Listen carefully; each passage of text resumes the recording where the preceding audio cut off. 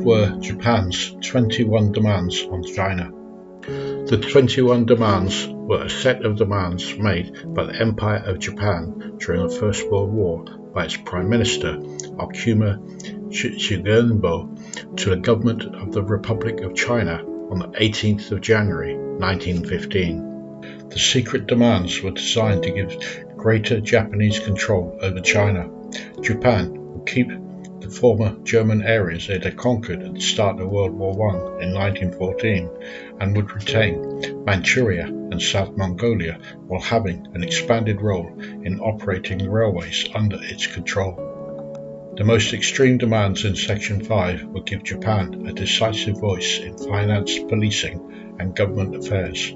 This last section would in effect make China a protectorate of Japan and thereby reduce any Western influence. Japan was at that time in a strong position with the Allies being caught in a stalemate with their rivals.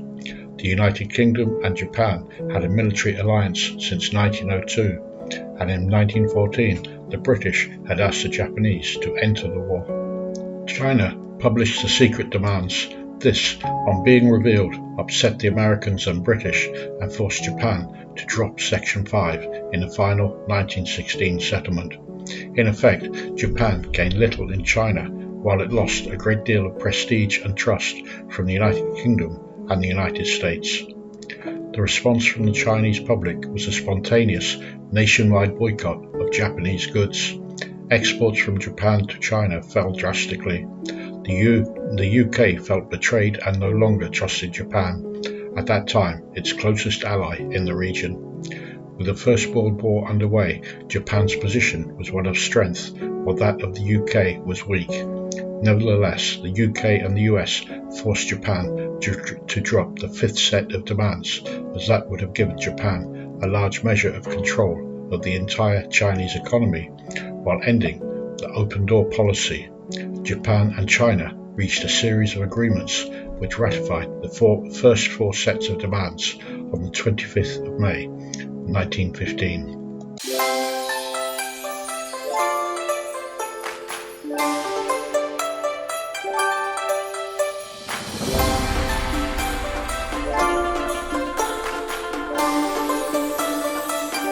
Background to the situation. Japan had gained a large sphere of influence in northern China and Manchuria through its victories in the First Sino-Japanese War, followed by the Russo-Japanese War. These victories enabled Japan to be viewed on the same level as the European imperialist powers in their scramble to establish political and economic domination over Imperial China in the latter years of the Qing dynasty. With the overthrow of the Qing in the 1911 Xinhai Revolution and the subsequent establishment of the new Republic of China, Japan took the opportunity to further expand its position in China. The German Empire had been in control of Shandong Province as part of the Kiacho Bay concession since 1898. When the First World War began, Japan declared war on Germany on the 23rd of August 1914 and together with the British seized all the German holdings in the Far East after the siege of Qingdao. Initial negotiations. Japan, under Prime Minister Okuma Shigenobu, the Foreign Minister Kato Takaki, drafted an initial list of 21 demands, which was reviewed by Emperor Taisho and approved by the Japanese government. Ambassador Hioki Iki then delivered the list to President Yuan Shikai of China's Beiyang government during a private meeting on the 18th of January 1915 with warnings of dire consequences if China were to reject them.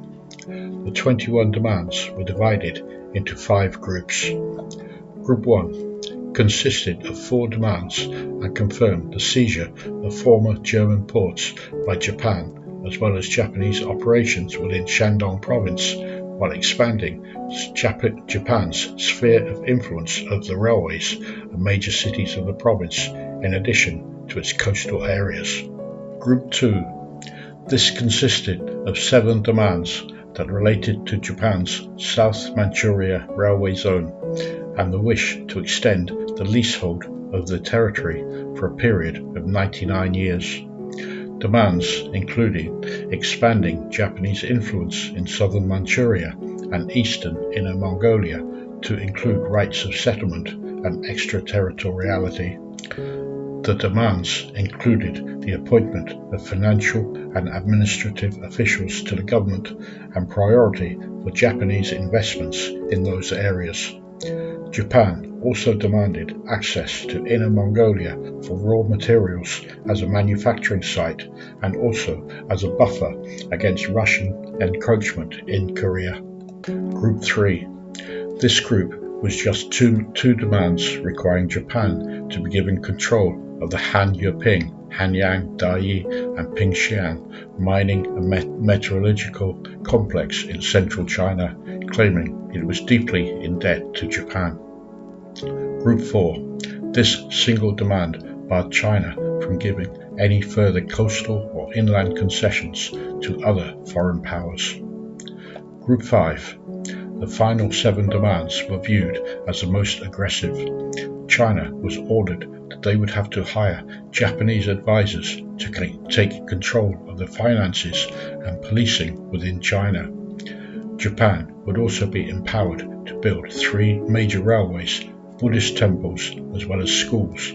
Japan would gain effective control of the province of Fujian. Knowing the negative reaction that Group 5 would cause, the Japanese initially tried to keep the content secret, while the Chinese government used stalling techniques for as long as possible while leaking the content to European powers in the hope that the perceived threat to Europeans against their own political and economic spheres of interest would aid the Chinese in containing Japan.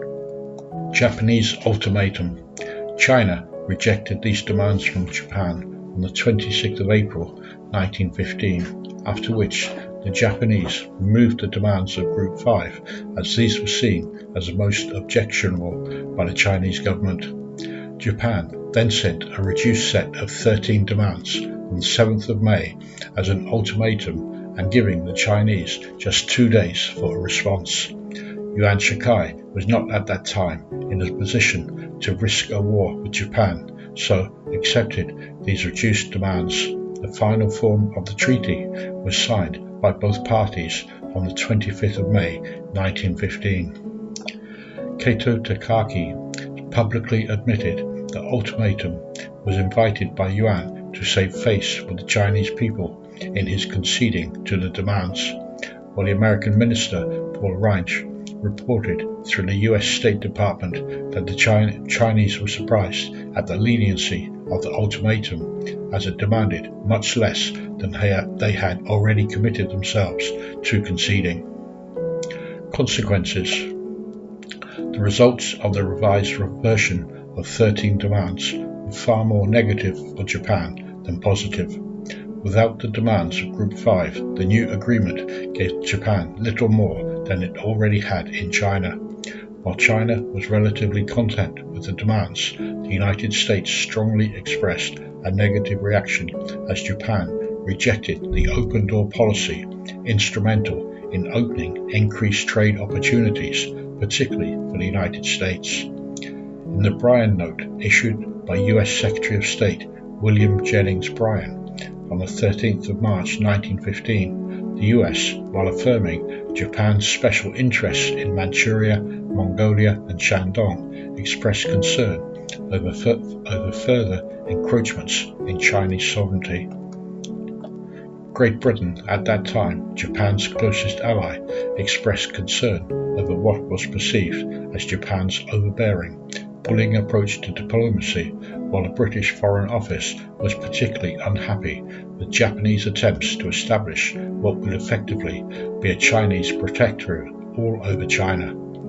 Japan and the United States later looked for compromise, and as a result, the Lansing-Ishii Agreement was concluded in 1917 and was further approved at the Paris Peace Conference in 1919. Despite these agreements in place, Japan continued to push for outright control over Shandong province and won European diplomatic recognition for their claim at the Treaty of Versailles, despite the refusal of the Chinese delegation to sign the treaty.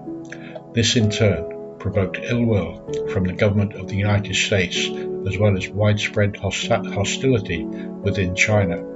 A large-scale boycott against Japanese goods was one effect of that hostility. In 1922, the US brokered a solution. China was awarded nominal sovereignty over all of Shandong province, while in practice Japan's economic dominance continued. In China, the overall political impact of the actions taken by Japan was unsurprisingly highly negative and created a considerable amount of public ill will towards Japan. This contributed to the May the 4th movement and a considerable upsurge in nationalism. That brings us to the end of this video, highlighting a major event in Chinese history of the early 20th century that ultimately helped shape the China of today. If you've enjoyed watching and it's shown you a little detail of life and events here in China, then your subscribing to my channel would mean a lot to me. Thank you for watching. Make sure you click on the link to the next video, and until the next time, goodbye for now.